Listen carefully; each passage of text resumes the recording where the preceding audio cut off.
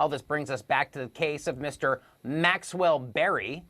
While everyone else on that flight, in fact, the entire internet, universally applauded the actions of those flight attendants who were forced to duct tape this clown to his seat, Frontier Airlines originally had this to say in a statement.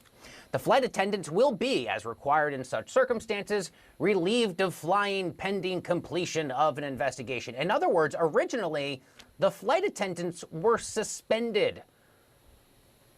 The Association of Flight Attendants, CWA, fired back in support of those flight attendants, the union saying they acted using the tools at their disposal, which in this particular case included a roll of duct tape on board.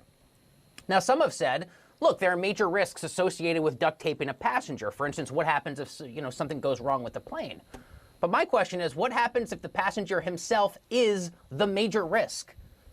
According to one survey from that union, these numbers just startle me. 85% of flight attendants surveyed said they have dealt with an unruly passenger so far this year alone in 2021. And this is an actual thing that one attendant in that survey wrote. Quote, I've been yelled at, cursed at, and threatened countless times in the last year. And the most that has come out of it has been a temporary suspension of travel for the passenger. We need real consequences if flight attendants are ever going to feel safe at work again. The president of that union, Sara Nelson, said of this now infamous Frontier Airlines incident, quote, flight attendants have faced an onslaught of disruptions on our flights this year. The situation on Frontier this weekend is one of the worst examples. A drunk and irate passenger verbally, physically, and sexually assaulted multiple members of the crew. The airline, Frontier, now says these suspensions have been removed, that it supports the flight attendants, and that the crew will be paid during the investigation. But that is only after Sara Nelson called out the airline. And I am pleased to say that Sara Nelson, president of the Association of Flight Attendants, now joins me. Sara, thank you so much for taking the time. You're always a welcome voice here on Cheddar News, although unfortunately it seems as if more and more of your media appearances are framed around these truly horrific images that the rest of us have seen on social media. Sara, I know that you are calling on the FAA and the DOJ, the Department of Justice here in Washington, to do more to protect staff, to protect other passengers. What more needs to be done that is currently not being taken into consideration? Well, JD, first of all, we're excited to welcome you back to the skies. And I want to be really clear that this is a relatively small group of people who are making this untenable for the rest of us. So we will welcome you back and hope that your flight is uneventful. But the escalation of these events is so high that if we continue on this trend, we're going to have more events in this year alone than we have seen in the entire history of aviation. So this is unsustainable, and it's not something that we are willing to accept. And we're calling on the FAA to make their zero tolerance policy permanent. We need to make it very clear to people that this is serious. You have to follow the instructions of crew on safety so that we can all do something magical that is this freedom of flight. And we're calling on DOJ to use the statute that's already in place. FAA has been lobbying fines, but DOJ can take some of these cases, especially some of the worst offenders, and conduct criminal prosecution, public criminal prosecution, so that we can have some sobering up. As you noted, many of these incidents relate to alcohol as well, and we do definitely need some sobering up here. I mean, I hate to ask what is a question that a lot of people don't want to ask. Sara, should alcohol be served on airplanes anymore? We have asked for a pause on alcohol in the airports and on airplanes. And there are many airlines that have a no alcohol policy in effect right now. And I'll tell you, JD, that is very helpful because it sends a message to people, and it's actually a big unifier. I mean, there have been many people who have spoken up for the first time who have not wanted to get in the middle of a conflict to say, listen, everybody, if you just play by the rules, we can all have our one drink back that we like to have to calm down when we're on that plane. So we don't need anything that is adding to these incidents. And it is the most common factor that increases the likelihood of these violent incidents happening on our planes. So we're saying, yeah, take a pause on that because we have to do everything we can to tamp this down. Yeah, I certainly understand it's something a lot of people use to help them calm down. It's obviously also a bit of an irritant and an intoxicant that clearly brings out the worst of people. Like this gentleman from Ohio, if you can refer to him as a gentleman.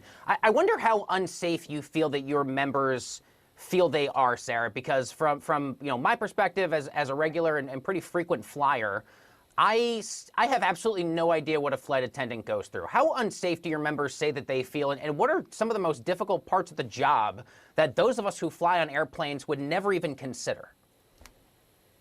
So flight attendants are down at minimum staffing, and our airplanes are full right now. That's because not all of the aircraft are back up in the air yet.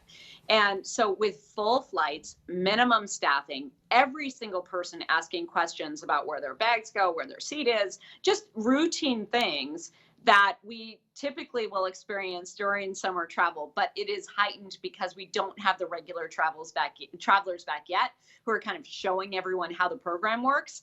That means that then when there is an incident, it's less likely that we're seeing it when it starts. And if we can't get to those incidents and try to de-escalate, they've already risen to a space that is so heated that it makes it very difficult to calm down, and oftentimes turns into an event that we see on the evening news.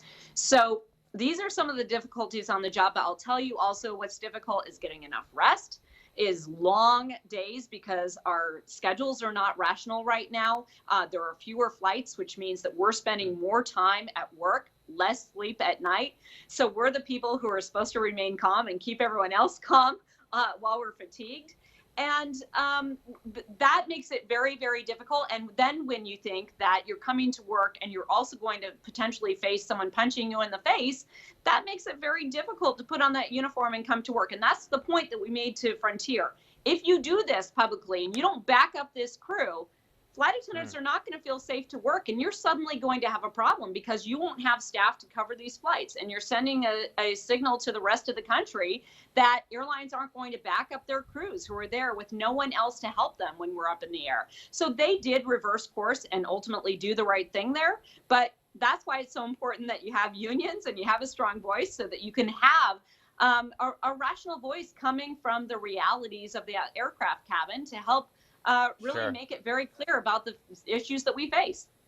Well, we're thankful for it. I know your members are well. I'm out of time. Can I get your perspective on mask mandates on planes? Is it your sense from just being in the space that this is going to be the new reality for the foreseeable future? There's no suggestion from your members or from anyone else in the airline space that say we're getting rid of masks anytime soon, especially with Delta variant concerns. Look, we had all hoped that by September 13th, we'd be talking about lifting that mask mandate. I mean, flight attendants are wearing it 14 hours a day. Well, passengers are maybe wearing it too. So we're anxious for that to happen. But yes, the onslaught of the Delta variant, the way that this pandemic is continuing and ramping up, transportation is a major place where we can either spread the virus or we can help to contain it. And so we do see that very likely public health officials are going to suggest that we extend that mask mandate. Sara Nelson, president of the Association of Flight Attendants, thank you for holding Frontier's feet to the fire the way that you did. Thank you for representing your members, and thank you for helping us better understand the challenges your members go through. They are so important to the livelihoods for the rest of us, and I'm really appreciative of your time, taking the time to join the show tonight, Sara. Thank you.